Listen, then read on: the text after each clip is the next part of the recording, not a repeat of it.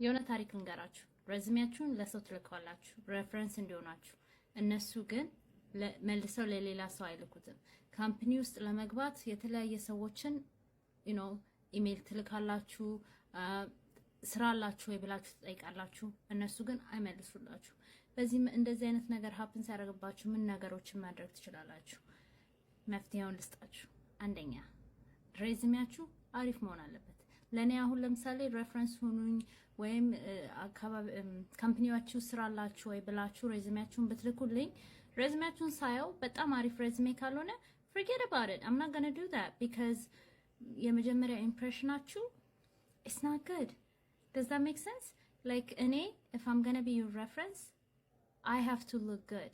That means your resume needs to look good. That's the first step. ሁለተኛ ኔትወርክ ስታረጉ እየለመናችሁ ነው ያላችሁት። ልመና ምንም የትም አያደርሳችሁ። አትለምኑ። ስኪል ሴታችሁን ላይት በማድረግ እሱ ላይ ዲፔንድ አድርጋችሁ ፌቨር ጠይቁ እንጂ አትለምኑ። ኦኬ I hope those are helpful.